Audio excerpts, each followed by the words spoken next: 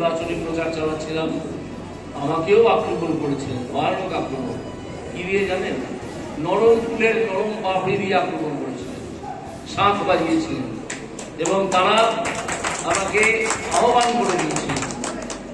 কেউ এখানে বিজেপির মানুষরা, বিজেপির সমর্থক কর্মী এবং সাধারণ মানুষ এইভাবে দলে দলীয় উপদলীয় বন্ধনে বিভক্ত হয়ে তাদের প্রার্থীকে মারতে আসেনি, বরং তাদের প্রার্থীকে বরণ করে দিয়েছিল।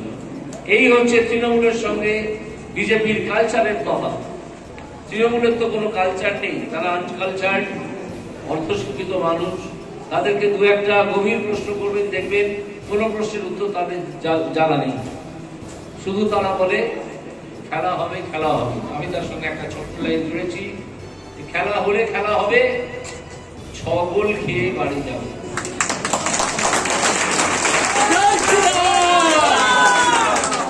আপনারা এটা বলে দেবেন। একটি ডেঙ্গু ছোকরা এখানে প্রচার করতে এসছে, প্রার্থীও হয়েছে, তাকে পাল্টা দিয়ে দেবেন যে খেলা হলে খেলা হবে, 6 গোল খেয়ে বাড়ি যাবে। দেখবেন তারা ওই সিঁড়ির তলাতে লুকিয়ে পড়েছে। বিশেষ আর কিছু বলবো না, আমার বক্তব্য দীর্ঘায়িত করবো না। আমাকে একটি কথা মনে করিয়ে দিলেন উনি, সেটা হচ্ছে এখানে এমএলএ তিনি একটি সন্ত্রাস করার চেষ্টা করছেন। সেই এমএলএ কে আমি এই সভায় দাঁড়িয়ে আপনাদের সকলের সামনে হুঁশিয়ারি দিয়ে যাচ্ছি। আবার আমি কথাটা রিপিট করছি, সেই এমএলএ কে আমি হুঁশিয়ারি দিয়ে যাচ্ছি যে আপনি যদি দুর্বৃত্তপনা বন্ধ না করেন, যদি সন্ত্রাস সৃষ্টি বন্ধ না করেন, তাহলে আপনার দিন কিন্তু ঘনিয়ে এসেছে। আমি আজ সকালে প্রথম সভায় বলেছিলাম যে এমএলএটির ব্যক্তিগত সম্পত্তি, যার সঙ্গে তার উপার্জনের কোনো মিল নেই, সেটা আমাদের জানা দরকার।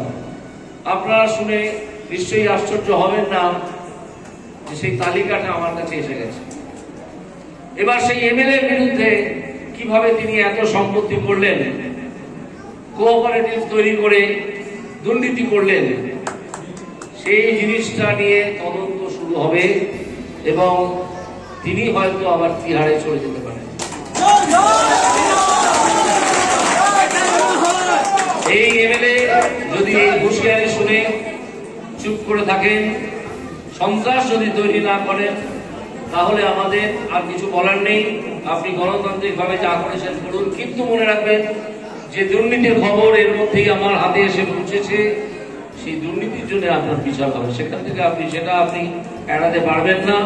আপনার দিদি বা তার আত্মীয় স্বজন বা তার লোকজনেরা এইখান থেকে আপনাকে মুক্ত করতে পারবেন না। ফলে আজ সকালে এই ঘটনা শোনার পর আপনি জেনে রাখুন, বিপদে আপনি পড়ে গেছেন। সাবধানে থাকুন, গণতান্ত্রিকভাবে কাজকর্ম করুন। যদি বিন্দুমাত্র সন্ত্রাসের কথা আমি শুনি, তাহলে সেই সন্ত্রাসকে কিভাবে মোকাবিলা করতে হয় আইনি মতে সে আমরা জানি। আর আপনার ব্যক্তিগত সম্পত্তি নিষেধ নিয়ে কিভাবে আপনাকে কোণঠাসা করে দিতে হয়, কিভাবে আপনার বিরুদ্ধে যাতে তদন্ত শুরু হয়, সে কাজ আমরা করবো। এটা আপনি জেনে রাখবেন, এটা করবোই।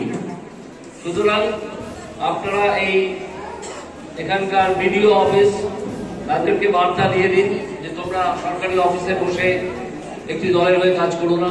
1 নম্বর, আপনাদের কাছে যে কাজগুলোর কথা আমি বললাম, 1 নম্বর। 2 নম্বর হচ্ছে সেখানে যে কন্ট্রাকচুয়াল ওয়ার্কাররা আছেন তারা একটা মন্ত্রক নিয়ে কাজ করছেন, এই খবর আমরা পেয়েছি।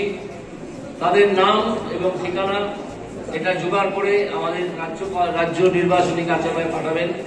আমরা দেখে নিতে চাই নামগুলো, তাদের সঙ্গে পরিচয় করে দিতে চাই। 3 নম্বর হচ্ছে এই এমএলএ কে একটা খবর পাঠিয়ে দেবেন যে তুমি আর বেশি বাড়াবাড়ি করো না, সম্ভবত তোমাকেও চলে যেতে হবে বিভিন্ন।